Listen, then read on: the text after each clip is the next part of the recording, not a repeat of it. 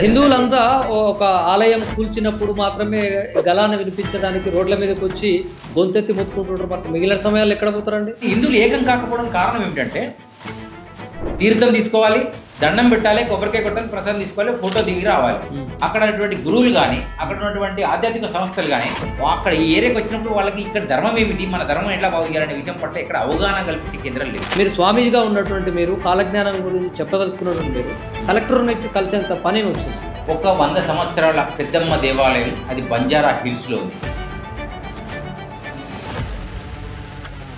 మరి ఇప్పుడే ఎందుకు అమ్మవారిని రాత్రికి రాత్రి కూలగొట్టే ప్రయత్నం ఎందుకు జరిగింది అనేటువంటి ఉద్దేశంలో ఆలోచిస్తే నిజంగా అంటే వాళ్ళు ఏమంటారు అంటే ఇది ప్రభుత్వ భూమి 12 ఎకరాలు ఉంది కాబట్టి మేము అది కూల్చాల్సినటువంటి పరిస్థితి. కాంగ్రెస్ ఏమంటున్నానంటే ఇవాళ బిల్రా మందిరు ప్రభుత్వ స్థలం, ఇవాళ సెక్రటరియట్ ప్రభుత్వ స్థలం, పెద్దమ్మ దేవాలయం జూబ్లీహిల్స్ ప్రభుత్వ స్థలం. అమ్మవారికి దేవాలయం ఉంది, అక్కడ 100 సంవత్సరాల నుంచి బోనాలు ఒక జాతర జరుగుతుంది. మొన్న మీ ప్రభుత్వ అధికారులు వెళ్ళి దండాలు పెట్టారు, పొరదండాలు తీశారు, మీ పోలీస్ సెక్యూరిటీ పోయింది. బోనాల పండుగ తెల్లారి మీకు దృష్టి ఎందుకు పడ్డది దాని మీద? ఇంకొక కాంగ్రెస్ లీడర్ ఏమంటారు అంటే అక్కడ అసలు గుడే లేదు, ఆనవాళ్ళే లేవు, ఎవరో మీరు నైట్కి నైటే పెట్టారు. అదేమన్నా బాబరీ మసీదా కులగొట్టేసి రాత్రి రాత్రి రామ మందిరం కట్టాడు?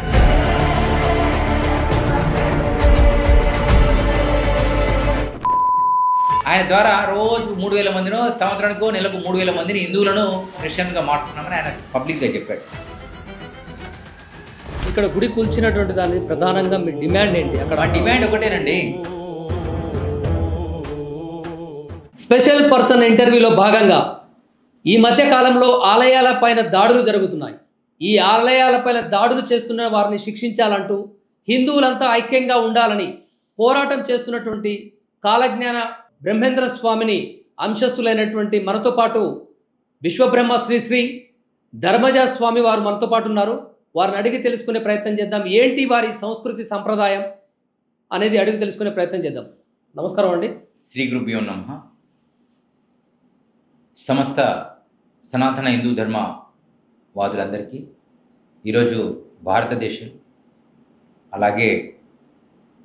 తెలంగాణ రాష్ట్ర, ప్రదేశలో ఉన్నటువంటి తెలుగు ప్రజానికి కాకుండా యావత్ ప్రపంచంలో నివసిస్తున్నటువంటి అనేకమైన హిందువులకు ఒక గరిష్టత సాధించి ప్రపంచానికి నీతి నియమాలను చెప్పినటువంటి సాక్షాత్తు కలియుగ అవతార పురుషుడు మధ్విరాట్ వీరబ్రహ్మేంద్ర స్వామి వారు వీరభోగ వసంతరాయలుగా ఈ యొక్క పృథ్వీపై మళ్ళీ వచ్చి 108 ఏళ్ళు పరిపాలన చేస్తూ తన అంశలో జన్మించి తన ధర్మాన్ని కాపాడేటువంటి వాళ్ళందరినీ ఒక 1000 సంవత్సరాలు ఏలుతారని వారు చెప్పడం జరిగింది. ఇది కలియుగంలో విశ్వావసునామ సంవత్సరం అని వారి యొక్క ఆజ్ఞ ఇచ్చారు. అలాగే ఈరోజు మనందరికీ హిందువులందరూ చాలా గొప్ప సంస్కృతిలో ఉన్నారు. సనాతనం అంటేనే చాలా గొప్పది, అంతా బాగుంది. కానీ సర్వే జన సుఖినో భవంతు అనేటువంటి సాంప్రదాయాన్ని ఆచరిస్తున్నటువంటి అశేష ప్రజానీకంలో ఉన్నటువంటి ఈ యొక్క మన సాంప్రదాయం మరి ఈరోజు ప్రపంచంలో చులకనైపోయే పరిస్థితి వచ్చింది. దానికి కారణం ఏమిటంటే ఒకరు అల్లా పేరు మీద 57 దేశాలు సాధించారు. వారిని మనం ఏం అనకూడదు, ఎందుకంటే వాళ్ళంతా మన దగ్గరికి వెళ్ళి బయట వాళ్ళు దీంట్లో కొన్ని విషయాలు నచ్చక బయటకు వెళ్ళారు. ఒకరు అలేలియా పేరు మీద లేదా ఆమిన్ పేరు మీద 127 దేశాలు సాధించారు. వారు 120 దేశాలలో ఉన్నారు. ఇలా ప్రపంచానికి వారే ప్రెసిడెంట్గా పనిచేస్తున్నటువంటి అమెరికా మనకు కనబడుతుంది. సో సర్వే జన సుఖినో భవంతు, అందరూ బాగుండాలి, సర్వప్రాణి శ్రేయస్సు కోరేటువంటి సంస్కృతి సాంప్రదాయంలో ఉన్నటువంటి ధర్మం మనది. ఇది మతం కాదు. ఈ మతం అని కొంతమంది ఇతర మతాలు దీన్ని కూడా మతంగా మార్చే పరిస్థితి వచ్చింది. దానికి సాక్షాత్తు వీరబ్రహ్మేంద్ర స్వామి వారు ఆనాటి కాలంలో వారి రాకడ, అలాగే వారి శిష్యుడైనటువంటి సిద్ధయ్యను ఉద్దేశించి వారు చెప్పారు. ఏమంటే విరాట్ పద విఖ్యాతం సిద్ధానంద ప్రదాయకం కాలజ్ఞాన ప్రవక్తారం వీరబ్రహ్మం గురుం భజే. విరాట్ పద విఖ్యాతం అంటే ఎవరైతే సర్వాంతర్యామిని మనం విరాట్ స్వరూపుడు అని సంబోధన చేస్తాం. విరాట్ పద విఖ్యాతం సిద్ధానంద ప్రదాయకం, ఎవడైతే సిద్ధిని సాధించడం కోసం వస్తాడో అతడు విరాట్ స్వరూపుణ్ణి ముక్తాడు. విరాట్ అని వారి ఒక శ్లోకాన్ని మనకి ఇవ్వడం జరిగింది. విరాట్పద విఖ్యాతం సిద్ధానంద ప్రదాయకం కాలజ్ఞాన ప్రవక్తారం వీరబ్రహ్మం గురుంభజే. కాలజ్ఞానాన్ని వీరబ్రహ్మేంద్ర స్వామి వారు ఈ విశ్వానికి అందజేశారు. ఆ కాలజ్ఞానంలో ముస్లిమ్స్ ఉంటారు, క్రిస్టియన్స్ ఉంటారు, బౌద్ధులు, జైనులు, హిందువులు, సనాతనులు, సామాన్యులు, జీవకోటి మొత్తం కూడా అందరికీ అవసరమైన విషయాలు వారు చెప్పడం జరిగింది. అలాగే ఈ విశ్వానికి అపురూపమైన ఒక నిరాకార స్వరూపం ఉంది. ఇది చాలామంది ఒకరు అల్లా అంటున్నారు, అతనే దేవుడు ప్రపంచానికి అంటున్నారు, ఒకరు అలెలుయా అంటున్నారు, అతనే సృష్టికర్త అంటున్నారు, ఒకరు శివుడు అంటున్నారు, ఒకరు రాముడు అంటున్నారు, ఒకరు అమ్మవారు అంటున్నారు, గణపతి అంటున్నారు, ఒకరు సంతోషమాత అంటున్నారు, ఒకరు సాయిబాబా అంటున్నారు, ఒకరు దత్తాత్రేయుడు అంటే ఒక హనుమంతుడు అంటున్నాడు. హిందూ ధర్మంలో 33 కోట్ల దేవత ఆరాధన ఉంది. ఆ మూలమైనటువంటి దేవతలను కొంతమందిని మనం మొక్కుతున్నాం గతం, ఇప్పుడు అప్పుడు కూడా అది ముఖ్యం. కానీ సమాజానికి వారు ఒక మాట చెప్పారు. ఈ యొక్క శ్లోకము మూలస్తంభం అనేటువంటి దాంట్లో ఉంది. ఇది చాలామందికి అర్థం కావాలి. న భూమి నజలం చైవ న భూమి నజలం చైవ న తేజో న చ వాయువః న చ బ్రహ్మ న చ విష్ణు న చ రుద్రశ్చ తారకం సర్వశూన్య నిరాలంబే స్వయంభూ విశ్వకర్మణః. నా భూమి అంటే నా అంటే సంస్కృతంలో లేదు అని. నా భూమి భూమి లేనప్పుడు, నా భూమి నా జలం నా జలము లేనప్పుడు, నా భూమి నా జలం చైవ నతేజో నచవాయువ తేజము లేనప్పుడు, తేజో నచవాయువ వాయువు లేనప్పుడు, నచ బ్రహ్మ బ్రహ్మ అనేటువంటి పదము లేనప్పుడు, బ్రహ్మ అనే వ్యక్తి శక్తి లేనప్పుడు, బ్రహ్మ నచ బ్రహ్మ నచ విష్ణు నచ విష్ణువు లేనప్పుడు, నచ రుద్రశ్చ తారకాం రుద్రుడు అనేవాడు లేనప్పుడు. రుద్రుడు అంటే ఇప్పుడు మన శంకరుని రుద్రుడు అని అతనికి బిరుదు, అప్పటి కాలంలో రుద్రుడు అనే పేరు. ఇప్పుడు మనం శంకరుడని శివుడని నానా పేర్లు పెట్టుకుని నడుస్తుంది. ఆ నచ రుద్రశ్చ తారకాం సర్వశూన్య నిరాలంబే అంతా శూన్యమై ఉన్నప్పుడు స్వయంభూ విశ్వకర్మణః స్వయంగా విశ్వకర్మ ఒక జ్యోతి స్వరూపమై ఈ ప్రపంచానికి ఒక వెలుగుతో ఈ ప్రపంచంలో జీవకోటిని, ప్రకృతిని, ఆకాశాన్ని, భూమి వీటన్నిటిని సృష్టించడం అనేటువంటిది అతీత రూపమైనటువంటి శక్తి అని ఆ మూలస్తంభం మనకు ఆధారంగా ఈ శ్లోకం వచ్చింది. సో ఎవరు వచ్చినా ఒప్పుకున్నా ఈరోజు మనం ఓంకారాన్ని చూస్తున్నాం బయట. ఏమిటి? హిందువులకి ఇన్ని దేవతలు ఉన్నాయి, మరి మనం ఏ మంత్రానికి ముందు ఒక అక్షరం పెడతాం, దాన్ని ఏమంటామంటే ఓం అని పెడతాం, ఓంకారం. ఇప్పుడు ఏ పెళ్ళిళ్ళైనా, ఏ కళ్యాణమైనా, ఏ కార్యమైనా హిందువులు దాన్ని కూడా మర్చిపోయారు, గణపతి బొమ్మ పెడుతున్నారు.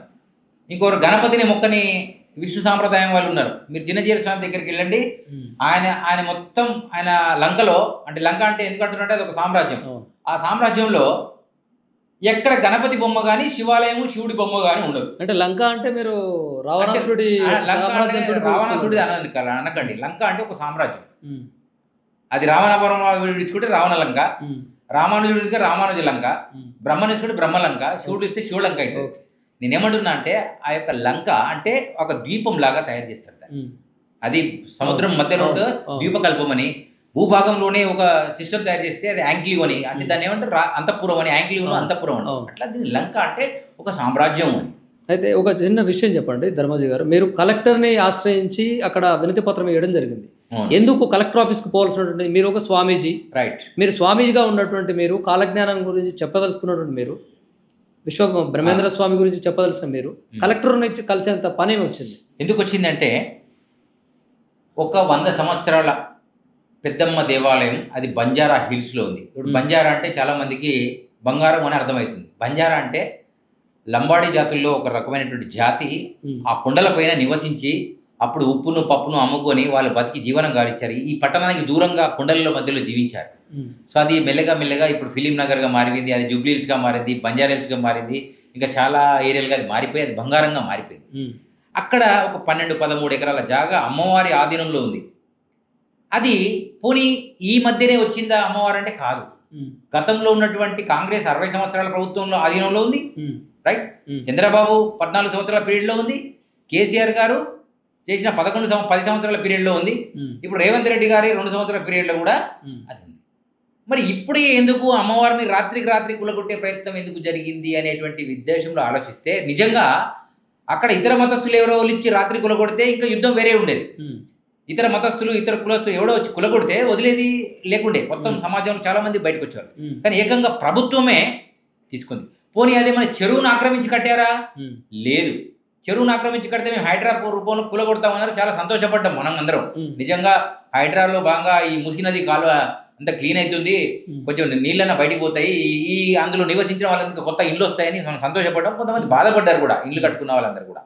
సో అంతవరకు బాగుంది. అంటే వాళ్ళు ఏమంటారు అంటే ఇది ప్రభుత్వ భూమి 12 ఎకరాలు ఉంది కాబట్టి మేము అది కూల్చాల్సినటువంటి పరిస్థితి. కాంగ్రెస్ నేను ఏమంటున్నానంటే ఇవాళ బిల్రా మందిరు ప్రభుత్వ స్థలం, ఇవాళ సెక్రటరియట్ ప్రభుత్వ స్థలం, రైట్. ఈ రోజు చిలుకూరి బాలాజీ ప్రభుత్వ స్థలం, రైట్ కదా. ఈ రోజు పెద్దమ్మ దేవాలయం జూబ్లీహిల్స్ ప్రభుత్వ స్థలం, అవునా. ఇట్లా మన హైదరాబాద్లో కాకపోతే భారతదేశంలో ఎక్కడైనా అన్ని ప్రభుత్వ స్థలాల్లోనే ఉంటాయి. చూసుకోండి ఈ విషయాలు, నేనేమో లేని చెప్పడం లేదు. కేవలం ఇది ప్రభుత్వ స్థలం అంటే అక్కడ ఎవడో సామాన్యుడు వచ్చో లేదా అసామాన్యుడు వచ్చో ఆ భూమిని కబ్జా చేసి తన సొంతగా ఫ్లాట్ అపార్ట్మెంట్ నిర్మాణం చేసుకుని ఎవరికైనా కిరాయికి ఇచ్చి బిజినెస్ చేస్తే దాన్ని కూడా కొట్టాలి. అమ్మవారికి దేవాలయం ఉంది, అక్కడ 100 సంవత్సరాల నుంచి బోనాలు ఒక జాతర జరుగుతుంది. మొన్న మీ ప్రభుత్వ అధికారులు వెళ్ళి దండాలు పెట్టారు, పొరదండాలు తీశారు, మీ పోలీస్ సెక్యూరిటీ పోయింది, సెక్యూరిటీ ఇచ్చారు. బోనాల పండుగ తెల్లారి మీకు దృష్టి ఎందుకు పడ్డది దాని మీద? అంటే అక్కడ బోనాలు కూడా జరిగినాయి, బంగారంలాగా బోనాలు జరిగినాయి. బోనాలు రెగ్యులర్ జరుగుతాయి. అది ఆ ఊరు గ్రామ ప్రజలందరూ అక్కడ అమ్మవారిని మొక్కుతారు, పెద్దమ్మ దేవాలయం. సో పెద్దమ్మ అంటే ఇక్కడ ఏమైందంటే పరిస్థితి, పెద్దమ్మ అంటే ముదిరాజుల దేవత. ఇంకొక కాంగ్రెస్ లీడర్ ఏమంటారు అంటే అక్కడ అసలు గుడే లేదు, ఆనవాళ్ళే లేవు, ఎవరో మీరు నైట్కి నైట్ పెట్టారని చెప్పేసి కూడా ఒక నైట్కి పెడితే మరి బోనాల పండుగ నాడు తీసిన వీడియోలు అవన్నీ ప్రాసెస్లో ఉన్నాయి. మరి వాటిని బయటికి ఇప్పుడు ప్రభుత్వం ఇప్పుడు ఒప్పుకుంటుందా? మరి ఆడ ఉన్నది అడిగితే దాని ఆ 12 ఎకరాల జాగా ఇచ్చేస్తుందా? ఆలోచన చేయాలి కదా. ఇప్పుడు రాత్రి పెట్టాల్సిన అవసరం ఎవరికి ఉంటుందండి? అదేమైనా బాబరీ మసీదా కులగొట్టేసి రాత్రి రామ మందిరం కట్టడానికి? 12-13 సంవత్సరాల నుంచి ఎవరే వంటలేరంటే దాని అర్థం ఏంటి? అక్కడ అమ్మవారిది అది జాగా. ఇప్పుడు హిందువులకు నిజంగా చెప్తున్నా, ఇవాళ ముస్లింలకు దారుసలేం అనేటువంటిది నాంపల్లిలో ఉందండి. వాళ్ళకి ఏమైనా సమస్య వస్తే వాళ్ళు అక్కడ ఫైటింగ్ చేయడానికి అక్కడ మీటింగ్ పెట్టుకోవడానికి అవకాశం ఉంది. కానీ హిందువులకు అయితే వేదిక హైదరాబాద్లో లేదండి. పోతే నిజాం కాలేజీ గ్రౌండ్ పోవాలి యుద్ధానికి, లేదా జింకానా గ్రౌండ్ పోవాలి, లేదా రవీంద్ర భారతిలో పోయి దండం పెట్టాలి, ఇంకా లేకపోతే ఎల్బీ స్టేడియంలో పోవాలి, అవునా? ఇంకేమైనా స్థలాలు ఉన్నాయా హిందువులు ఏదైనా మీటింగ్ పెట్టుకోవడానికి? లేవు. కానీ ముస్లింలకు ఉన్నది, క్రిస్టియన్స్కి కల్వరి టెంపుల్ ఉంది. ఒక్క రోజు 5,000 మందో 1,00,000 మందో ఎంతో అందులో రోజు మీటింగ్ పెట్టుకునే అవకాశం ఉంది. హిందువులు 1,00,000 మంది ఒకే దగ్గర కూర్చునే ప్లేసు గవర్నమెంట్ జాగా మనకి రాజశేఖర రెడ్డి పీరియడ్లో తను ట్రాన్స్ఫర్ చేయడం వల్ల ఇలా కల్వరి టెంపుల్ వచ్చి అక్కడ అనిల్ కుమార్ ఆయన ఎవరు ఉంటారు, సతీష్ కుమార్, ఆయన ద్వారా రోజుకు 3,000 మందినో సంవత్సరానికో నెలకు 3,000 మందిని హిందువులను ఇతరులను ఎవరినో క్రిస్టియన్గా మారుస్తున్నామని ఆయన పబ్లిక్గా చెప్పాడు. మారుస్తూ అంటే మారుతానే కదండి. ఇప్పుడు ఇలా ఇక్కడ భారతదేశంలో ఆయన మార్చినంత మాత్రాన వీళ్ళు కూడా మారద్దు కదా. అదే మొత్తం మారాల్సినంత అవసరం. మన ధర్మంలో ఒక సమస్య వచ్చింది. ఏం సమస్య అంటే ఎవడు ఎడిపోతే నాకేంది, నాది నాకుంటే చాలు అనే పరిస్థితికి వచ్చాము. అది ఎప్పుడు రావాలి తెలుసా? మీరు సెక్యులర్గా ఉంటే, మీరు కనుక మైనార్టీలుగా ఉంటే ఆలోచనలో ఉండాలి. కానీ హిందువులు 95% ఉన్నారు, కానీ ఎవడు కలవడం లేదు. ఎక్కడ కలుస్తున్నారండి చెప్పండి? ఇప్పుడు పెద్దమ్మ జాతర సాగింది, ఎవడి ఆటను వాడు కోసుకున్నాడు, ఎవడి కొబ్బరికాయ వాడు కొట్టాడు, ఎవడు దండవాడు వేసాడు, ఎవడు దండం వాడు పెట్టాడు, ఎవడు కొబ్బరికాయ వాడు తిన్నాడు. బయట ఒక 5 నిమిషాలు కూర్చోవాలని ఎవరో చెప్పారేమో, ఆ 5 నిమిషాల ముందు కూర్చొని దండం పెట్టుకొని ఫ్యామిలీతో ఎక్కి కార్లో ఎక్కి వెళ్ళిపోతారు. మరి వాస్తవే కదా, ఎవరు దండం వాళ్ళే పెట్టుకోవాలి, ఎవరు భక్తి వాళ్ళకే ఉంటుంది. కానీ అవును కదా, అందరు కలవాలంటే వీళ్ళందరూ ఒక దగ్గర కూర్చుండి, ఆ గుడి దగ్గరకు పోయిన కూర్చుండి మన ధర్మం కోసం మాట్లాడేటువంటి వేదిక ఎక్కడనే మీకు కనిపించిందా? మీరు చెప్పండి. ఎందుకు లేదు అంటే బడి దగ్గర ఆ మెటీరియల్లో ఏదైతే ఉందో, ఇప్పుడు హిందూ పరిషత్ ఉంటుంది, విశ్వ హిందూ పరిషత్ అనేది 60 సంవత్సరాల క్రితం వచ్చింది, రైట్? 60 సంవత్సరాల కింద వచ్చిందా హిందూ ధర్మం? రాదు కదా. మనకు 17 లక్షల చిల్లర సంవత్సరాలు ఉంది. ఇవాళ కలియుగం యొక్క వయసు 4,32,000 సంవత్సరాలు. ఇప్పుడు మనం 5,125 సంవత్సరంలో ఉన్నాం. సో విశ్వ హిందూ పరిషత్తు అయ్యో ఈ ధర్మం ఆగమైపోతుంది, మనం అంతా ఆగమైపోతామనే ఆలోచనతో విశ్వ హిందూ పరిషత్తు ఒక 60 సంవత్సరాలు నిండింది మొన్ననే. దానికి 60 సంవత్సరాల క్రితం వచ్చింది. ఆర్ఎస్ఎస్ అనేటువంటిది ఒక 100 సంవత్సరాల కింద వచ్చింది, రైట్? నేనేమంటున్నా, మన స్వతంత్రం వచ్చి ఇప్పటికి 85 సంవత్సరాలు లేదు. అంటే ఇవన్నింటి పరిస్థితి ఏమిటి? ఇవన్నీ ధర్మాన్ని ఆగమవుతున్నాయనే ఉద్దేశంతో ఈ సంస్థలు ఏర్పాటు చేసి కొంతమంది నిందుల్ని ఏకం చేయడానికి వాళ్ళు ప్రయత్నం చేస్తున్నారు. కానీ విశ్వ హిందూ పరిషత్తే వచ్చింది కాబట్టి వాళ్ళు చూసుకుంటారంటే వాళ్ళే చూసుకుంటారు. విశ్వ హిందూ పరిషత్కి ఎవరైనా జీతం ఇస్తున్నాడా? విశ్వ హిందూ పరిషత్లో ఎవరైనా జాబులు చేసే వాళ్ళు ఉన్నారా అండి? లేదు కదా. అంటే ధర్మం కోసం పనిచేసి తన భార్య పిల్లలకు 24 గంటలలో ఒక 4 గంటలు ఇచ్చి 20 గంటలు దానికి పనిచేసేటువంటి చాలామంది యుగ పురుషులు దానిలో ఉన్నారు, బ్రహ్మచర్యాన్ని తీసుకున్న వాళ్ళు ఉన్నారు, ఫుల్ టైమర్గా పనిచేసే వాళ్ళు ఉన్నారు. సో వాళ్ళందరూ ఎంతగానో మనం చేస్తారు. ఇప్పుడు ఒకప్పుడు ఈ భారతదేశ జనాభా ఎంత ఉండేది? హిందువులంతా ఒక ఆలయం కూల్చినప్పుడు మాత్రమే గలాన్ని వినిపించడానికి రోడ్ల మీదకి వచ్చి గొంతెత్తి మొత్తుకుంటుంటారు. మరి మిగిలిన సమయాల్లో ఎక్కడ పోతారండి? బాగుంది. హిందువులు ఎక్కడికి పోరండి, హిందువులు హిందువు దగ్గరే ఉంటారు. హిందువులు ఎక్కడ ఉంటారంటే ఇప్పుడు ప్రజెంట్ సిచ్యువేషన్ చెప్తున్నా. గతంలో గురువులు తక్కువ ఉండే, ఆ గురువులందరూ గురువులందరూ కూడా చాలామంది ఋషి సాంప్రదాయంలో వాళ్ళు అడవి ప్రాంతాలలో ఉండి హ్యాపీగా వాళ్ళు ధర్మానికి దేవుడికి దగ్గరగా ఉండేవాళ్ళు. ఇప్పుడు జనాభా 150 కోట్లయింది భారతదేశం జనాభా చెప్తున్నా. ఇది ప్రపంచంలో 2వ స్థానంలో ఉంది జనాభాని పెంచడంలో. మొదటి స్థానము మనకు చైనా ఉంది, 2వ స్థానం భారతదేశం ఉంది. ఇదివరకు మన 3వ స్థానంలో ఉండే. అంటే 150 కోట్ల జనాభా కలిగినటువంటి ఈ దేశంలో కొన్ని వేల గుళ్ళు, లక్షల గుళ్ళు ఉన్నాయండి. ఈ గుళ్ళల్లోకి మరి ఎవరైనా పోవడం లేదా అంటే, అయ్యో స్పెషల్ టూర్ యాత్రలన్నీ హిందువులే చేస్తారు. జగన్నాథ్ యాత్ర, ఒడిశాలో పూరి జగన్నాథ్ యాత్ర, తర్వాత రామేశ్వరము, శ్రీశైలము, తిరుపతి, శ్రీరంగము. ప్రభుత్వానికి ఆదాయం అంతా హిందువుల నుంచే కదా. ప్రభుత్వానికి ఆదాయం హిందువుల నుంచే. రోడ్డు రవాణా సంస్థలో బస్సులన్నీ దానికే, హోటల్ డిపార్ట్మెంట్ అంతా, హోటల్ ఫుడ్ ఫెసిలిటీస్ అంతా వాళ్ళతోనే జరుగుతుంది. మరి ఏ మసీదు దగ్గరికి ఎవరు యాత్రలాగా వెళ్ళరు. మసీదులకు ముస్లిమ్స్లో ఆడవాళ్ళకి ఎంట్రీ లేదు, తెలిసిన విషయమే. ఇంకెక్కడికి జనా పోతారు వీళ్ళు? పొద్దున సాయంత్రం నుంచి 5 సార్లు అల్లా అనడానికి వాళ్ళు నమాజ్ చేసుకుని యోగా చేసి వాళ్ళు రావడానికి వాళ్ళు రెడీ ఉన్నారు. సో హిందువులు సంవత్సరానికి కాదు 10 సంవత్సరాలకు ఒకసారి పోవడం కూడా టైం దొరకడం లేదు. కొంతమంది భక్తులుగా ఉన్న వాళ్ళు రెగ్యులర్గా వెళ్ళేస్తున్నారు. కానీ హిందువులు ఏకం కాకపోవడం కారణం ఏమిటంటే, తీర్థం తీసుకోవాలి, దండం పెట్టాలి, కొబ్బరికాయ కొట్టాలి, ప్రసాదం తీసుకోవాలి, ఫోటో దిగి రావాలి బయట. ఇవి 3 పాయింట్స్. 4వ పాయింట్ ఏంటంటే, అక్కడ పురోహితుడు కానీ, అక్కడ ఉన్నటువంటి గురువులు కానీ, అక్కడ ఉన్నటువంటి ఆధ్యాత్మిక సంస్థలు కానీ, అక్కడ ఈ ఏరియాకి వచ్చినప్పుడు వాళ్ళకి ఇక్కడ ధర్మం ఏమిటి, మన ధర్మం ఎట్లా బాగు చేయాలనే విషయం పట్ల ఇక్కడ అవగాహన కల్పించే కేంద్రాలు లేవు. ఆ పని చేస్తుంది ఒక విశ్వ హిందూ పరిషత్ మాత్రమే మనకు అవగాహన చేస్తుంది. మీరు వినాయకుడిని పెట్టారనుకోండి, వినాయకుడి దగ్గర రేపు మన ధర్మం ఎట్లా కాపాడాలని ఒక అరగంట టైం అడుగుతుంది. విశ్వ హిందూ పరిషత్ ఎక్కడ వినాయకుని పెట్టదండి, RSS ఎక్కడ వినాయకుని పెట్టదు. ఎవరైతే పెడుతున్నారో దానిలో ఉన్నటువంటి సమస్యకు సాల్యూషన్లు చెప్తారు వాళ్ళు. ఏమిటంటే ఇప్పుడు మీకు చెప్తా. ఇప్పుడు అమ్మవారి దేవాలయం కూలగొట్టారు, బాగుంది. ఎవరు కూలగొట్టారు? అది ప్రభుత్వ అధికారులు వెళ్ళి కూలగొట్టారు. ఆపడానికి ఎవరు వెళ్ళారు? హిందువులలో ఉన్నట్టు కొంతమంది భక్తులు వెళ్ళారు. వాళ్ళు జనరల్గా నేను అనేది అదే. ఇప్పుడు మీలాంటి స్వామీజీలు, శివరుద్ర స్వామి లాంటి వాళ్ళు, చికోటి ప్రవీణ్ అన్న లాంటి వాళ్ళు, ప్రియాంక చౌదరి లాంటి వాళ్ళు, మాధవీలత గారు లాంటి వాళ్ళు, ఇలాంటి వాళ్ళు మాత్రమే వచ్చి మాట్లాడుతున్నారు తప్ప ఎందుకు హిందువులు అంటే మామూలుగా ఇంట్లో ఉన్నటువంటి వాళ్ళు వచ్చి బయట గొంతెత్తి అడగట్లేరు, ఎందుకు నిలదీయట్లేరు, ఎందుకు ప్రశ్నిస్తలేరు అని అడిగితే మీరేం సమాధానం చెప్తారు? దానికి ఒకటే సమాధానం. కాషాయ వస్త్రాలతో ఉండి రుద్రాక్షలు వేసుకొని మీరు మాట్లాడేంత మాత్రాన ప్రభుత్వం కానివ్వండి హిందువులంతా ఏకమవుతారని భావిస్తున్నారా మీరు? సత్యం అనేటువంటిది ఎవరైనా మాట్లాడాలి. మాలాంటి వాళ్ళు కొంతమంది ఉండి మాట్లాడతారనే ఉద్దేశంతో కొంతమంది హిందువులు బయటికి రావడం లేదు. ఇప్పుడు మేమేమంటున్నాం అంటే వాళ్ళు కూడా బయటికి రావాలని అడుగుతున్నాం. ఎందుకంటే ప్రతి స్వామీజీకి ఒక ఆశ్రమం ఉంటుందండి, ఒక సాంప్రదాయం ఉంటుంది, ఒక దేవుడు, ఒక గురువు అనే సాంప్రదాయంలో భక్తులను తయారు చేయడంలో వాళ్ళు చాలా మంది బిజీ ఉన్నారు. అలా నాలాంటి వాళ్ళు కూడా ఉంటారు, నీలాంటి వాళ్ళు కూడా ఉంటారు. ఎందుకు చెప్తున్నానంటే కొంతమంది భక్తులు లేక ఆశ్రమాలు విలువెళ్ళాడుతున్నాయి, కొంతమంది భక్తులు ఎక్కువై విలువెళ్ళాడుతున్నాయి, కొంతమందికి డబ్బులు ఎక్కువై విలువెళ్ళాడుతున్నాయి. వాళ్ళకు దేశం ఎటువైనా పర్వాలేదు, ధర్మం ఎటువైనా పర్వాలేదు, ఈ సంస్కృతి ఎటువతున్నా సంబంధం లేదు. వారు ఎక్కడ మాట్లాడతారు తెలుసా? పెద్ద పెద్ద హిందూ శంకారావాలు, పెద్ద పెద్ద భగవద్గీత ప్రవచన కేంద్రాలు పైన, స్టేజీల పైన వాళ్ళను ముఖ్య అతిథులుగా పిలిచేటువంటి మూర్ఖులు కొంతమంది అయితే ఆ మూర్ఖులు దాని మీదకి వచ్చే మాట్లాడతారు, ఇంకా వేరే మాట్లాడరు. ఎందుకంటే వాళ్ళకు చిన్న చిన్న వాటితోని ఏమండి, చిన్న చిన్న వాటితో మాడితే మాకేమొస్తుంది? ఈరోజు ఒక పురోహితుడు ఇంటికి పోతేనే సత్యనారాయణ వ్రతం చెప్పాలంటే 1500 నుంచి 3000 తీసుకుంటారు. అవునా కదా?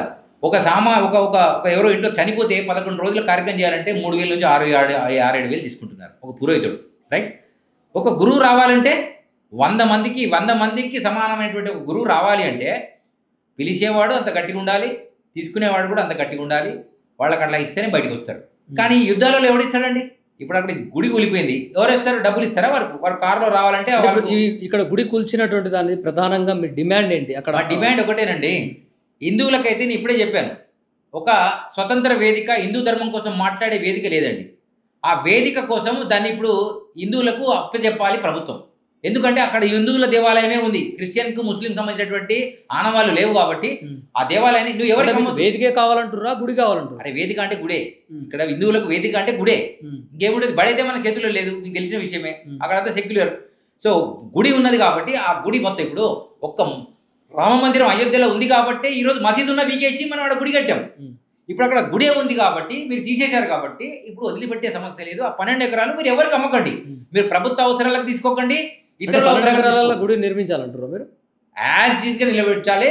ఈరోజు జూబ్లీహిల్స్లో పెద్దమ్మ దేవాలయం ఎంత పెద్దగా ఉందో, ఎన్ని ఎకరాలు ఉందో నాకు తెలియదు, అది ఎన్ని ఎకరాలలో పర్వాలేదు, ఇది మాత్రము ఎన్ని ఎకరాలు ఉందో అన్ని ఎకరాలు అమ్మవారికి అప్పచెప్పేసి అక్కడ హిందూ సంస్కృతికి సంబంధించినటువంటి అన్ని సాంప్రదాయాల దేవతలు అక్కడ ఏర్పాటు చేసుకొని హిందువులు వేస్తారు. ఎందుకంటే ఇప్పుడు ఒక పెద్దమ్మ ఉంది కదండి, రేపు రాముడు వస్తాడు, రేపు శివుడు వస్తాడు, దత్తాత్రేయుడు వస్తాడు, వీరబ్రహ్మేంద్ర స్వామి, ఎవరు సాంప్రదాయాలు వాళ్ళు వచ్చి కట్టుకొని ఒక వేదిక తయారు చేసుకొని చాలా మంది అక్కడికి వచ్చినటువంటి హిందువులు కావచ్చు, నాయకులు కావచ్చు, బీజేపీ పార్టీ నాయకులు కావచ్చు, హిందూ భక్తులు కావచ్చు, అక్కడ ఏంటంటే ఆలయం కూలగొట్టారు, తిరిగి అక్కడ పునర్నిర్మించాలని చెప్పేసి అన్నారు తప్ప మీలాగా అక్కడ 12 ఎకరాలు ఉంది, 12 ఎకరాలలో నిర్మించాలని ఎవరు అనలేవు. నేను ఏమంటున్నాను అంటే మీ ఒక్కరు అన్నంత మాత్రాన అది సఫలీకృతం ఫలిస్తుందని భావిస్తున్నారు. ఇప్పుడు దీని గురించి నేను ఎందుకు చెప్తున్నానంటే హిందువుల దగ్గర ఉన్నటువంటి ఒక చిన్న సంకోచిత నేను చెప్తాను. వీడికి చిన్నగా విగ్రహం మందం గుడి మందం ఉంటే చాలండి, వీళ్ళకు ప్రవచనాలు ప్రార్థనలు చేసుకోవడానికి ప్లేస్లు అవసరం లేదు, వీళ్ళు కొండకొరలు ఇల్లు. ఒక్కొక్కడేమో చిన్న మసీదు పెట్టి వాడు చుట్టుపక్కల 4 ఎకరాలు కబ్జా చేసి తర్వాత మసీదులోకి రావడానికి జనాలందరూ వచ్చేట్టు చేస్తే ఇప్పుడు వచ్చి అమ్మవారి చుట్టూ తిరగడానికి ప్లేస్ జరిగితే సరే తాలేంటి దరిద్రులు మన దగ్గర ఎక్కువైపోయారు. అరే ఉన్న జాగాను కూడా కావాలని అడగకుండా దమ్ము లేకుండా అడిగితే నువ్వు 100 గదాలు అడిగితే వాడు 200 గదాలు ఇస్తాడు. ఉన్న 13 ఎకరాలు మాకు అమ్మవారికి ఉంచండి అని అడుగుతున్నాం. ఎక్కువ జనాభా కలిగినటువంటి ఎక్కువ ఓట్లు కలిగిన మనం అడిగితే ఇయ్యనప్పుడు ఈ ప్రభుత్వాన్ని మనం ఉంచే అవకాశం ఎందుకు చేయాలి? ఇప్పుడు అది వేరే అక్కడ అక్కడ మసీదు ఉందండి.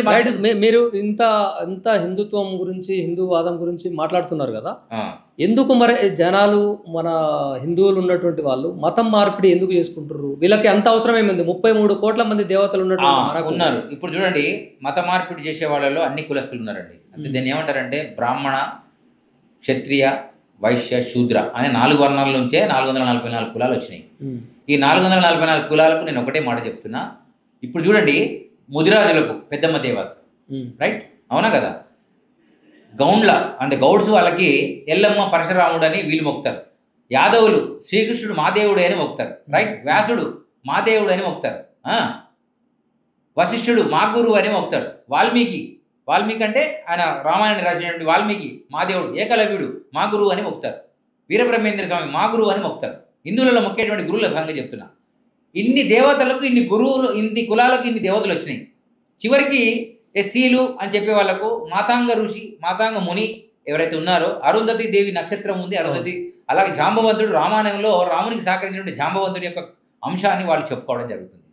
సో ఇప్పుడు ఏ కులానికి దేవుడు లేడంటావు? ఎరకల కులస్తుడికి ఏకలవ్యుడు వచ్చాడని మనం అంటున్నాం, రైట్. అంటే నేను అడిగింది సూటిగా చెప్పండి. సూటిగానే చెప్తాను. 33 కోట్ల మంది పేర్లు చెప్పుకుంటూ పోతే మనకు 33 కోట్ల మతం మారడానికి గల అవసరం ఏంది వాళ్ళకి? ఇప్పుడు ఎందుకు అంత వివక్షత వాళ్ళ పట్ల ఉంటుంది? వాళ్ళకి ఎందుకు అంత బాధ అనిపించి మతం మారాల్సి వచ్చినటువంటి పరిస్థితి వస్తుందని నేను అడిగింది. నేను ఒకటే చెప్తున్నా, మతం మారడానికి 2 కారణాలు.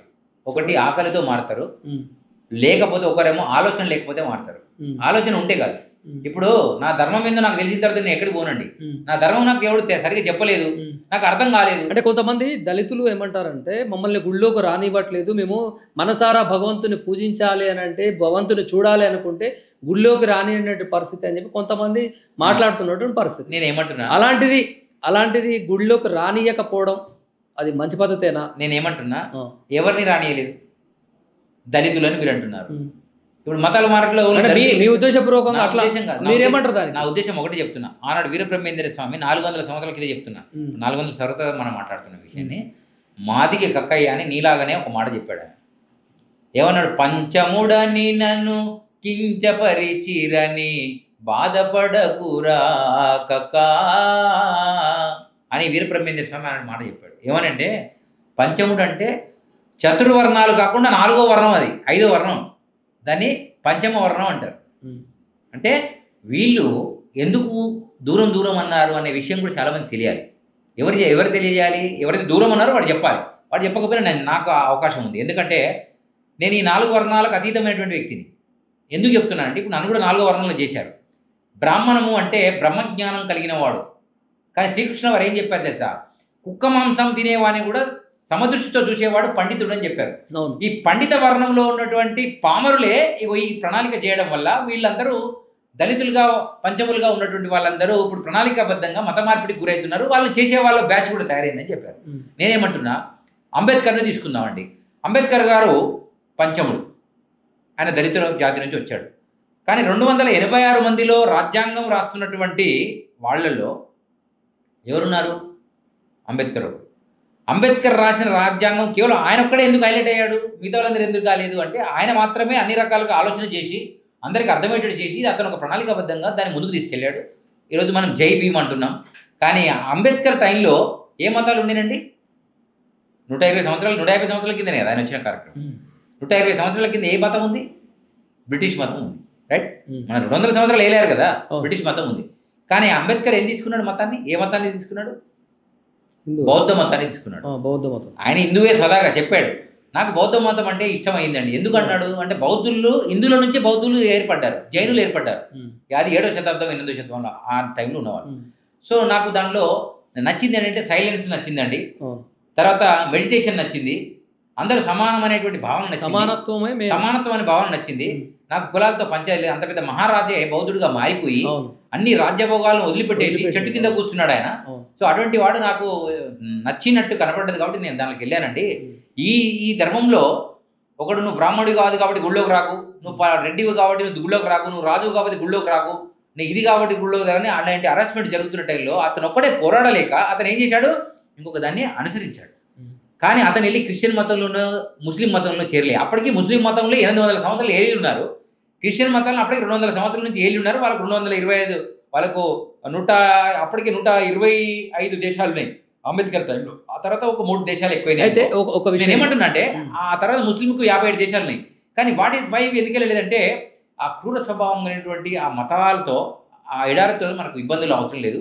మన ధర్మానికి కొంచెం దగ్గరగా ఉన్నటువంటి సిస్టంలో తీసుకోవాలని వారు అంబేద్కర్ గారు వెళ్ళారు. కానీ సంస్కృతమే నేర్చుకోవద్దంటే ఆయన ఊరుకోలే, సంస్కృతాన్ని గట్టిగా నేర్చుకున్నాడు. తర్వాత ఏ బ్రాహ్మణుడైతే ఏ బ్రాహ్మణ వర్గం అయితే అతన్ని దూరం అన్నదో ఆ బ్రాహ్మణ వర్గం నుంచే ఒక అమ్మాయిని పెళ్లి చేసుకున్నాడు. ఆమె 2వ భార్యగా ఉన్నాడు. మీకు తెలుసుగా విషయం. అలానే ఇప్పుడు ఉన్నటువంటి దళితులు కానీ ఎవరు కానీ ఏ జాతి వాడు కానీ అలా అంబేద్కర్ ఆదర్శంగా తీసుకొని వీలైనంత వరకు పోరాడి దాని యొక్క మీద పాడ. ఇప్పుడు తిరుపతి ఉన్నదండి, శ్రీశైలం ఉంది, అన్ని దేవాలయాలకు దర్శనాలకు వెళ్తున్నారు, అన్ని జాతులు పోతున్నారు. మీరు మాదిగా వాళ్ళ మీరు గుళ్ళకి రాకండి అని ఎవరిని చెప్పరా అని ఆధార్ కార్డు అడుగుతారు. ఎందుకంటే నువ్వు ఉగ్రవాదివా, నువ్వు ఎవరో తెలుసుకోవడానికి, నీ కొట్టడానికి నీ ఎంట్రీ జరిపిస్తారు.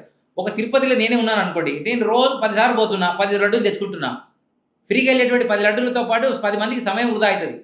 దేశం ప్రపంచం అంతా వచ్చేటువంటి కాబట్టి తిరుపతిలో నీకు నెలకు ఒకసారో సంవత్సరానికి ఒకసారో పెట్టే అవకాశం ఉన్నది. సో కొంతమంది వీఐపీలు దొంగల్లాగా 3 సార్లు 4 సార్లు వాడి ఇష్టం ఉన్నట్టు అధికారానికి వాడుకొని తన ఫ్యామిలీతో రుద్దుతున్నారు. సో నేనేమంటున్నా అంటే దళితులను పూచి చూపించి ధర్మాన్ని దూపి చూసి అల్లు ఎవడో, ఇప్పుడు మీ ఇంట్లో 4 అన్నదమ్ములు ఉన్నాను అనుకోండి, 4 ఒకడెవడో చిన్నోని కొట్టాడని చెప్పేసి తండ్రి కుంటాడండి. ఇప్పుడు నేను తండ్రి లాంటి సంస్కృతిలో ఉన్నా, నాది జగద్గురు వంశం. వినండి, బృహస్పతి ఆనాటి కాలంలో శివుడికి ఎట్లా పెళ్లి చేశాడో, విష్ణుకి ఎట్లా పెళ్లి చేశారో, బ్రహ్మకి ఎట్లా చేశారో అటువంటి వంశంలో ఉన్నటువంటి గురు సాంప్రదాయంలో వచ్చారు. వీరబ్రహ్మేంద్ర స్వామి జగద్గురు నుంచి నేను వచ్చినటువంటి అంశంలో ఉన్నా. నేనైతే చెప్పాలి, ఇప్పుడు నా సంస్థ ఏంటంటే నేను శిల్ప సాంప్రదాయంలో ఉన్నా. శిల్పం అంటే నువ్వు వచ్చి నాకు యేసుక్రీస్తు విగ్రహం కావాలన్నావు అనుకో, నా పని ఏంటో తెలుసా, నీకు చేసి ఇవ్వాలి. కొత్త నాకు చందమామ ఆకారం నాకు కావాలని నేను ముస్లింను అని అంటే నీకు పీరియడ్కి సంబంధించి చేయమని చేసి ఇవ్వాలి. ఒక ప్రశ్న ఆ సాంప్రదాయంలో ధర్మం అయితే నేను చెప్పాలి. మీరు ఒకటే చెప్పండి, మనం భారతదేశంలో ఉన్నాం. అవును, దళితులు కావచ్చు, హిందువులు కావచ్చు, క్రిస్టియన్లు కావచ్చు, ఏ మతస్థులైనా కావచ్చు, అందరూ సమానం అంటారా మీ ఉద్దేశపూర్వకంగా? లేకుంటే ఇంకా వేరేది ఏమైనా చెప్తారా? అంటే మనుషులం అనేది ఒప్పుకుంటారా మీరు? అందరూ మనుషులే, మానవుడే మాధవుడు అవుతాడని చెప్పాడు వీరబ్రహ్మేంద్ర. అహం బ్రహ్మస్మి, నేనే దేవుణ్ణి అనుకో, అయిపోతారు అన్నాడు. అనుకుంటే అయిపోతుంది. శ్రీకృష్ణుడు బ్రాహ్మణుడా? ఎవరు? యాదవ్. రైట్. వ్యాసుడు ఎవరు? ఒక అయితే చెప్తున్నా వినండి, నేనేమంటున్నా, ఇక్కడ బ్రాహ్మణుడు ఎవరు లేడండి, గుర్తుపెట్టుకోండి. వాల్మీకి రామాయణం రాసింది వాల్మీకి, ఆయన బోయ కులస్తుడు.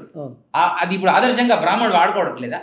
చెప్పండి. నేను ఏమంటున్నా అంటే బ్రాహ్మణులే చేస్తున్నారు, అనవసరమైన విషయం. ఎవడో ఒక్కడు నోట్లకు ఒక్కడు అన్నాడని వాటిని తోచిపట్టుకొని నువ్వు మతాలు మారడం అవసరం లేదు, యుద్ధం చేయి, దగ్గరే ఉండు, నీకు పని చేయి. ఈరోజు దళితము అన్న సామాన్యులందరినీ కూడా ఎవరైనా వ్యవసాయం చేయకుండా అతను తొక్కకుండా భూమి సానువు కాదు. ఆవు పేడ వేయకుండా అది ఎరువు రాదు.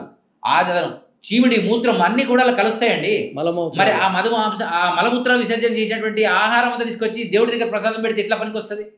అంటే గుళ్ళకి వస్తేనే ఇబ్బంది. అయితే ఇంకొక విషయం, ఎన్నో దేవాలయాలు ప్రతిష్ట జరుగుతుంటే నేను చూశానండి. ఆ ఊర్లో ఉన్నటువంటి అందరి జాతులు ఆ విగ్రహాన్ని లోపల పెడతారండి తెచ్చి. అప్పుడు ఒక బ్రాహ్మణుడే పెట్టాలి, ఒక వైశ్యుడే పెట్టాలి, ఒక క్షత్రియుడే పెట్టాలంటే కాదండి. బ్రాహ్మణుడు వచ్చి అతనికి 4 మంత్రాలు వస్తాయి కాబట్టి చదవమని చెప్పడానికి పిలుస్తారు కూలోళ్ళలాగా. అంతే తప్ప అక్కడ విగ్రహం చేసేది ఎవరు? సాక్షాత్తు విశ్వకర్మ అంశుడు అనేటువంటి శిల్ప సాంప్రదాయం ఉన్నటువంటి సాక్షాత్తు విశ్వబ్రహ్మ అవతారం అది. అతనికి తెలియకుండా ఆ విగ్రహాన్ని ఈరోజు యోగిరాజు గారు తెలుసు కదా, రాముని యొక్క బాలరాముని విగ్రహాన్ని చేయడానికి ఎంతో కష్టపడ్డాడు. తన చిన్న కంటికి దెబ్బ తాకితే కూడా ఆ విగ్రహం అయిపోయే వరకు ఆపరేషన్ చేయించుకోలేదు. కానీ ఆ శిల్ప సాంప్రదాయం చాలా గొప్పది అని చెప్పి ఎవరు ఆయన బహిరంగంగా మోడీ గారు కానీ, యోగి గారు కానీ, నువ్వు కానీ, నేను కానీ ఎక్కడ మనం ఎక్కడైనా ఆయనకు సన్మానం చేశామా? అందుకు చెప్తున్నానంటే ఈ కంపెనీ ఉందండి, ఈ కంపెనీ పేరు ఈ కేబుల్ మీద కూడా ఉంటుంది. హీరో ఉంటే హీరో కంపెనీ మీద పేరు ఉంటుంది. టాటా ఉంటే టాటా కంపెనీ చివరికి తాళం చెప్పి మీద కూడా ఉంటుంది. సృష్టి మొత్తాన్ని నిర్మించేవాడు అని ఎన్నిటి మీద నిర్మాణం చేస్తాడు పేర్లు, కాబట్టి చేయలేడు. కాబట్టి అయితే మీరు ఆలయం ధ్వంసం అయినప్పుడు చాలా మంది రోడ్డు మీదకి వచ్చి అక్కడ పోరాడినటువంటి పరిస్థితి. కానీ ఇదే అంశంలో కొంతమంది దళితుల పట్ల కూడా అమానుషంగా ప్రవర్తిస్తున్నటువంటి పోలీసులు కావచ్చు, ఎక్కడైనా దళితులు ఎక్కడ ఉన్నా కూడా ఆ సందర్భం మీ దృష్టికి వస్తే మీరు పోరాటానికి వెళ్తారా? బ్రహ్మాండంగా వెళ్తా. మా గ్రామమే తీసుకుంటానండి. మా గ్రామము వెల్కటూరు, సిద్దిపేట జిల్లా, సిద్దిపేట మండలం. ఇప్పుడు గతంలో నంగునూరు మండలం ఉండేది. కేసీఆర్ గారు అప్పుడప్పుడు నామినేషన్ వేసే విలేజ్కి, మా విలేజ్కి అది ఆమ్లెట్ విలేజ్, అది అంటే కుగ్రామం కిందకి వస్తుంది. చిన్న విలేజ్ అది, కొనాయిపల్లి. దానిలో వెంకటేశ్వర స్వామి దగ్గర 3 కోట్లతో కట్టించారు. కేసీఆర్ గారి దగ్గర ఉండి పునర్నిర్మాణం చేపించారు. ఆ విలేజ్ దగ్గరనే మాది వీరమహిగిరి వెల్కటూరు అనే గ్రామం. మా దానిలో ఒక పురాతనమైనటువంటి స్వయంభూ వీరభద్ర స్వామి దేవాలయము అంగరంగ వైభవంగా ఎండోమెంట్ డిపార్ట్మెంట్ నుంచి డబ్బులు వచ్చినాయి, కట్టడం జరిగింది. చాలా పెద్ద ఎత్తున మా గ్రామంలో జరుగుతుంది. మా గ్రామంలో ఇప్పటికీ దళితులు అందరూ కలిసి ఒక 15 సంవత్సరాల క్రితం చెప్తున్నా సంపూర్ణ రామాయణం అనే నాటకాన్ని దగ్గరుండి వేశారండి. 2 రోజులు ఆడారు రాత్రి పోగులు. ఇప్పటికీ వాళ్ళు అదే నాటకాలు అవే చేస్తారు. ఎందుకు చెప్పండి? వాళ్ళ లోపల అటువంటి మా ఊర్లో అటువంటి గ్రామం లేదు. ఎవడో 100లో ఒక్కడు అన్నాడు అనుకోండి, అది తెలియక అన్నాడు అనుకోవాలి. ఇప్పుడు మీరు టీవీ ఛానల్ అన్నీ వేస్ట్ అంటే అన్ని టీవీ ఛానల్ వేస్ట్ అయినా ఎల్లో ఒక్కడు తప్పు చేశాడు అన్ని టీవీ ఛానల్ ఎట్లా రుద్దుతారు? ఒక కులస్తుడు ఎవడో అన్నాడని అందరు కులస్తులు ఎలా అంటారు? ఇప్పుడు శివాజీ మహారాజు ఉన్నాడండి, ఆయన ఎవరు? క్షత్రియుడా? కాదు. అతను ఒక రాజు, ఒక దుర్గరాజు దగ్గర పనిచేస్తున్నటువంటి బంటు వాళ్ళ నాన్న. అతనితో వెళ్ళాడు, చూశాడు కాబట్టి తన తర్వాత స్వయంకృతంగా అతను ధైర్యం పెంచుకొని రాజు అయ్యాడు. రైటా కదా? ఇప్పుడు ఎవరెవరిని మీరు తప్పుపడతారు చెప్పండి? అదే ఒకరు చేసిన తప్పునే అందరికి. అబ్దుల్ కలాం గారు ఉన్నారండి, ముస్లిం అనేవాడి ఈ దేశానికి రాష్ట్రపతి ఎవడైనా చేశారా? మనకు లేదా? ఎందుకైతే నేను ఏమంటాను అంటే అది బీజేపీ ప్రభుత్వంలో జరిగింది, గతంలో జరిగింది, విడిచిపెడదాం. ఎందుకు జరిగిందంటే అంబేద్కర్ గారు ఆయనకి ఇలా కేసీఆర్ గారు 108 ఫీట్ల విగ్రహం ఎందుకు పెట్టాడు? ఎందుకు చెప్పండి? తను చేసింది తప్పు ఒప్పో దళితులు సీఎం చేస్తానన్నా అనుకోకుండా చేయలేకపోయినా ఈ తప్పిదాన్ని సరి చేసుకోవడానికి 108 ఫీట్ల విగ్రహాన్ని ఆయన ట్యాంక్ బండ్ దగ్గర పెట్టడం జరిగింది, ఎన్టీఆర్ స్టేడియం పక్కన. ఎందుకు పెట్టాడు? ఇలా నరేంద్ర మోడీ గారు ఎందుకు పెట్టారు 108 ఫీట్ల? ఆయన కూడా పెట్టాడు కదా. శివాజీ మహారాజ్ విగ్రహం పెట్టాడు, ఆదిశంకరాచార్య విగ్రహం పెట్టాడు, రామానుజ విగ్రహం పెట్టాడు, భగత్ సింగ్ విగ్రహం పెట్టాడు. ఇంకా చాలామంది విగ్రహాలు పెట్టడానికి కారణాలు ఏంటంటే ఈ దేశం కోసం, ధర్మం కోసం పోరాడినవాడు, అది జాంబవంతుడైనా, రాముడైనా, పరశురాముడైనా, హనుమంతుడైనా వీళ్ళను ముందుకు తీసుకెళ్లేటువంటి ప్రయత్నం జరుగుతుంది. ఎవరు తప్పుదం చేస్తే మొదలు. అందుకనే వీరబ్రహ్మేంద్ర స్వామి అవతారము ప్రయంగా సాక్షాత్తు ముస్లింలో జన్మించి అప్పుడు నవాబుల టైంలోనే ఒక అన్యవంతుల సిద్ధయ్య తన దగ్గరికి వచ్చి 12 సంవత్సరాలు సేవ చేస్తే కూడా మనకు చాలా ఇబ్బందులు వచ్చినాయి. రైట్. ఇంకొక విషయం, మీరు ఛత్రపతి శివాజీ గురించి ఒక నెంబర్ అనేది పెట్టి దాని గురించి అసలు ఆ నెంబర్ కథ ఏంటి, ఆ నెంబర్ యొక్క అంశం ఏంటి, అంతరార్థం ఏంటి? ఇది గ్లోబల్ హిందూ ఫెడరేషన్ అంటే వన్ వాయిస్ ఆఫ్ హిందూ అనేటువంటి ఒక సిస్టమ్ని డాక్టర్ సిడి చౌహాన్ గారు, వారు సికింద్రాబాద్, వారు ఏం చేస్తున్నారంటే వారి ఆలోచన వచ్చింది. ఈ రోజుల్లో చిన్న చిన్న వాటికి గవర్నమెంట్ హాలిడే పెడుతుంది. నేషనల్ హిందూ ధర్మాన్ని కోసం పోరాడి తన యొక్క జీవితాన్ని త్యాగం చేసి, తన సంసార సుఖాన్ని వదిలేసి, తన యొక్క సామ్రాజ్యాన్ని వదిలేసి ప్రపంచం కోసం, హిందూ ధర్మం కోసం పోరాడినటువంటి శివాజీ మహారాజ్ జయంతి సందర్భంగా మనకు ఒక హాలిడే లేదు, ఏం చేయాలని ఒక వీరుడైనటువంటి సిడి చౌహాన్ గారు, నిజంగా ఆయనను మరో శివాజీగా మనం గుర్తుపెట్టుకోవచ్చు. వారికి ఆలోచన వచ్చి ఆ కమిటీలో నేను కూడా ఉన్నాను. వారు ఒకటి ఏం చేశారంటే ఛత్రపతి శివాజీ మహారాజ్ జయంతి సందర్భంగా నేషనల్ హాలిడే కావాలంటే ఏం కావాలి అని ప్రయత్నం చేస్తే 1 కోటి ఓట్ల సేకరణ చేసినట్టయితే, ఇది నరేంద్ర మోడీ గారికి అంటే భారత ప్రధానమంత్రి గారికి అప్లై చేసినట్టయితే ఇంతమంది డిమాండ్ ఉందండి, దీనికి క్వాలిటీ కావాలి, మాకు అవసరం ఉందని చెప్పేసి అడగడానికి పెడితే 1,2 కోట్ల 1 కోటి ఓట్లను సేకరించే ప్రయత్నంలో భాగంగా పనిచేయడం జరుగుతుంది. అయితే మీరు ఇదే అంశం పట్ల కూడా మీరు కుంభమేళాలో కూడా ప్రయత్నం చేసినట్టు నేను బాగా చేశాను. దాదాపు ఎన్ని ఓట్లు అంటే నాకు తెలిసి ఒక 50,000 ఓట్లను దగ్గరుండి వేయించాను. ఎందుకంటే కుంభమేళకు 65 కోట్లు వచ్చారు, 45 కోట్లు అంటే. మేము అంతమందిని కలవలేకపోయినా విశ్వ హిందూ పరిషత్ ఆధ్వర్యంలో ఏర్పాటు చేసినటువంటి బస్సులో మా దగ్గర నుండి మేము అక్కడ ఉన్నటువంటి ప్రజలకు అందరికీ, అక్కడ ఉన్నటువంటి వీర సైనికులందరికీ తో పాటు స్వామీజీలందరికీ కూడా ఈ నంబర్ను నేను చెప్పడం జరిగింది. ఆ నంబర్ ఏంటంటే 07941055779 07941055779. అంటే ఈ నెంబర్కి ఎవరైనా మిస్ కాల్ ఇస్తే ఏకకాలంలో వెంటనే వాళ్ళకి ఒక మెసేజ్ వస్తుందండి, మీరు శివాజీ జయంతి సందర్భంగా హాలిడే కోసం మీ యొక్క ఓటును వినియోగించుకున్నారు, ధన్యవాదాలు అని వెంటనే మెసేజ్ వస్తుందండి. ఏంటి అసలు రానున్న రోజుల్లో మీ యొక్క ప్రణాళిక ఏమిటి అంటే కార్యాచరణ? తెలంగాణ, ఆంధ్ర, తెలుగు రాష్ట్రాల గురించి నేను విన్నవించదలుచుకున్నాను. ఎందుకంటే కాలజ్ఞానం ఎక్కువ తెలుగులో ఉంది. వీళ్ళకి కొంచెం అర్థమైతే ఇక్కడ 3 కోట్లు, అక్కడ 4 కోట్లు, ఇక్కడ 4 అయింది, ఇప్పుడు అక్కడ 5 కోట్లు అయ్యారు. మొత్తం 9 కోట్లు, 10 కోట్ల వరకు జనాభా ఉన్నారు. ఈ 10 కోట్లలో 2-3 కోట్ల మంది, ఈ 7-8 కోట్ల మందిని బిజినెస్ రూపకంగా, తర్వాత ట్రావెల్ రూపకంగా, ఎక్స్కర్షన్ రూపకంగా, యాత్రల రూపంలో, లవ్ జిహాద్ పేరు మీద ఆవులను హింస చేయడంలో, చాలా విషయాలలో కలుషితం చేసేటువంటి కార్యక్రమాలకు చాలా దగ్గరగా వాళ్ళు ఉన్నారు. కలుషితం అయిపోయి చావడానికి హిందువులు దగ్గరగా ఉన్నారు. వీళ్ళని అలర్ట్ చేయాలి. ఎందుకు అలర్ట్ చేయాలంటే, ఇప్పుడు మనము ఆవుకు కానీ గేదెకు కానీ గొలుసు ఎందుకు వేస్తామండి? అటు పోకుండా, అది ఎటైనా పోకుండా ఉండడానికి వేస్తాడు యజమాని. ఎందుకు? దాని అవసరం ఉంది. ఆవు కావాలి, అందరికి పాలిస్తుంది, దానికి ఆవు పేడ, దాని ఆవు మూత్రం వల్ల పంచగవ్యాలతో క్యాన్సర్ కూడా తగ్గుతుంది అని ఒక రీసెర్చ్ సెంటర్ ఉంది. గేదె పాలు తాగడం వల్ల, తల్లిపాలు దొరకని వాళ్ళు, నిజంగా ఆహారాన్ని సరిగా అందించడం వల్ల ఆ గేదె పాలు తాగితే వాళ్ళకి కొంచెం ఆహార పుష్టి ఉంటుందని ఆవును గేదె పాలు మనం తాగుతుంది. రైట్? అట్లానే మనం అవి రక్షించుకోవడానికి ఎలా అయితే ఈ గొలుసులు వేస్తున్నామో, ఇప్పుడు మాలాంటి స్వామీజీలు కావచ్చు, సంఘ సంస్కర్తలు కావచ్చు, వీర సైనికులు అందరూ కూడా ఈ ధర్మానికి సంబంధించినటువంటి వాళ్ళందరినీ ధ్వంసం అయిపోతుంటే చూస్తూ ఊరుకునే పరిస్థితి లేదు. ఆనాడు వీరబ్రహ్మేంద్ర స్వామి ఒకటే మాట చెప్పాడు. ఏమన్నాడంటే, ఆయన సైన్యంలో కులాలు ఉన్నాయి, మతాలు కూడా ఉన్నాయి. కాబట్టి ఆయన కులాల గురించి, మతాల గురించి, మారణ హోమాల గురించి మాట్లాడు. శ్రీకృష్ణుడి టైంలో మతం లేదు, రాముని టైంలో మతం లేదు, అప్పుడు కులాలు ఉండే. కులాలు కూడా పనితో ఉన్నటువంటి వాళ్ళు, ఇప్పుడు కులమే పని అయిపోయింది. అది విషయం. ఆయన ఏమన్నాడంటే, కులమనేడి కూసెడి మలుపల, కులమనేడి కూసెడి మలుపల, కర్మ ఫలము ముందు కట్టి కుడుగు, బ్రహ్మమందగలరు వర్ణాదులను వీడ, కాళికాంబ హంస కాళికాంబ. కులమని కూడిసిడి ఓ మలపల్లారా అంటే ఓ పనికిరానే మనుషుల్లారా అని అర్థం. మనుషులారంటే మనుషులలో పనికిరాని కూడా ఉన్నారు. కులం కోసం పాటుపడ కేవలం కులమే కరెక్ట్ కాదు. కులం అంటే మానవ కులం అయి ఉండాలి, మంచిని పెంచి పోషించే కులం అయి ఉండాలి. ఇది మారణ హోమానికి కారణం కాకుండా ఉండాలి. ఆ కులం కావాలి అని అన్నాడు.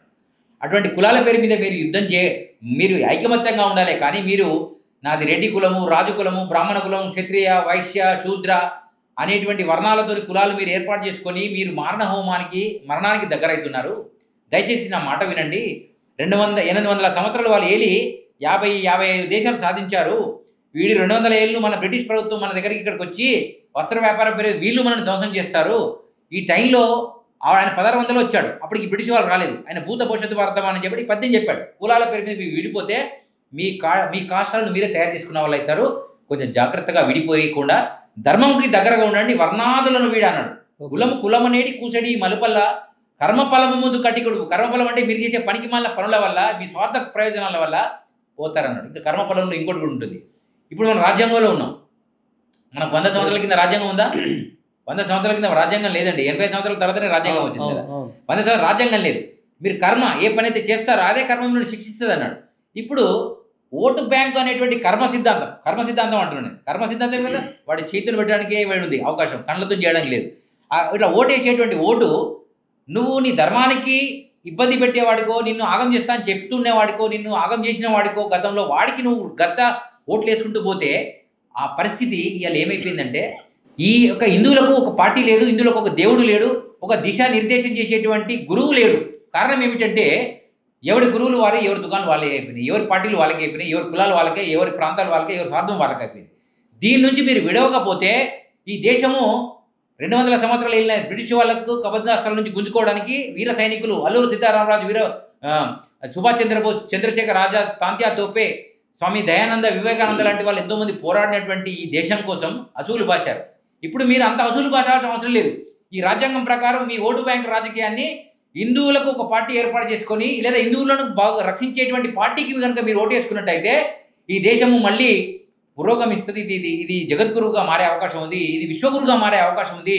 కాబట్టి దయచేసి మన గుడులను మీద ధ్వంసం చేసిన, మన సంస్కృతి సాంప్రదాయాల మీద, మన ఆడపిల్లల మీద, మన ఆవుల మీద, మనం చేసే బిజినెస్ల మీద, మనం చేసేటువంటి కులవృత్తుల మీద ధ్వంసం ఎక్కడ జరిగినా మీరు కనుక కులాల పేరు మీద విడిపోతే మీ పాడే మీరే కట్టుకునేటువంటి కాలం వస్తుంది. కాబట్టి నా రాకకు ముందు మీరు ధర్మానికి యుద్ధంగా వచ్చేటువంటి వాళ్ళకు మీరు ఓటేయండి, ధర్మం కోసం పనిచేసే వాళ్ళకు వాళ్ళను సహకరించండి, ధర్మయుద్ధంలో మీరు ఉండండి హిందువులకు ఆయన సేకరణ చేసేయడం జరిగింది అనమాట. అలాగే మతము మత్తుగూర్చు మార్గం ముకారాదు, తోడేలగుట మంచి త్రోవగాదు, నరుడే బ్రహ్మ మెరుగ నారాయణుండవును, కాళికాంబహంస కాళికాంబ. మతము అనేటువంటిది మత్తు పదార్థం లాంటిదిరా నాయన, ఈ మతాల జోలికి మీరు వెళ్ళకండి, మనకు చాలా పెద్ద ధర్మం ఉన్నది, ఆ ధర్మంలో మీరు దైవానికి దగ్గరకండి, కానీ ఈ మతాల పేరు మీద వెళ్ళి మీరు మారణ హోమంలోకి చావకండి అని చెప్పాడు. అలాగే నరుడే బ్రహ్మ మెరుగ, ఇంతకుముందు మీరు అడిగాడు దళితులు ఎందుకు దూరం ఉండాలి, వీళ్ళు ఎందుకు దూరం, ఇక్కడ నరుడు అంటే మానవుడు అని, రైట్. నరుడే బ్రహ్మ మెరుగ నారాయణుండవును, నువ్వు దేవుని మొక్కితే దేవుడికి దగ్గరగా అయ్యే గురువు అవుతావు. ఇప్పుడు ఆదిత్య పరాశ్రీ స్వామి ఉన్నాడు మహబూబ్ నగర్లో, ఆయన ఒక దళిత బిడ్డ. ఈరోజు ఆయన ప్రవచనాలు జనం వింటలేరా, ఆయన దగ్గరికి వెళ్ళి కారు దండం పెడతలేరా, ఆయన చెప్పిన ప్రవచనాలు విని ఆయనకి పెద్ద ఆశ్రమానికి విరాళాలు ఇస్తలేరా? ఎవరు చెప్పారండి? నువ్వు నీ యొక్క తత్వాన్ని బట్టి, నీ పనిని బట్టి నీకు ప్రణాళిక వస్తుంది. నేనేమంటున్నా, కులం అనే బూజి చూపించి నన్ను వాడుకో, ఎవడు తిడితే ఇప్పుడు ఇలా బైరి నరేష్ ఉన్నాడు అండి, దేవుడే లేడు అన్నాడు.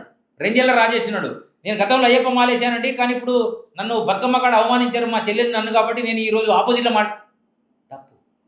నువ్వు ఎక్కడ నీకు అన్యాయం జరిగిందో, ఇప్పుడు నాకు పలానా పోలీస్ స్టేషన్ కూడా అన్యాయం జరిగింది, నేను ఆ పోలీస్ స్టేషన్కి వెళ్ళి యుద్ధం చేస్తా, రైట్. డిపార్ట్మెంట్ అదే అయ్యి ఉండొచ్చు, కానీ యుద్ధం మాత్రం అక్కడే చేస్తా. అంతేకాని మొత్తం పోలీస్ వ్యవస్థలు అందరూ ఇప్పుడు ఆయన ఉన్నాడు కదా సిఐడి నారాయణ, ఆయన పేరేంటిది సిడి నారాయణ, జేడి లక్ష్మీనారాయణ, ఆయన జగన్ని లోపలికి ఇచ్చే దానిలో చాలా గట్టిగా కీలకంగా వ్యవహరించితే లోపలికి పోయాడు. మరి పోలీస్ డిపార్ట్మెంట్లో సిఐడీలు వేస్తున్న వాళ్ళందరూ దొంగలేనా? నేనేమంటున్నా, పోలీస్ యాదయ్య తెలంగాణ కోసం చనిపోయాడు, పోలీసు వాళ్ళందరూ దొంగలేనా? నేనేమంటున్నా, ప్రాంతులలో ఎవడో 2-3 పురోహితులు బ్రాహ్మణులు ఎవరో తప్పు చేశారనుకోండి, మొత్తం యావత్ బ్రాహ్మణులంతా తప్పు చేసినట్టేనా? ఎవరో ఒక్కరు తప్పు చేశారనుకోండి, విశ్వకర్మలను విశ్వబ్రాహ్మణులు వాళ్ళందరూ తప్పు చేసినట్టేనా?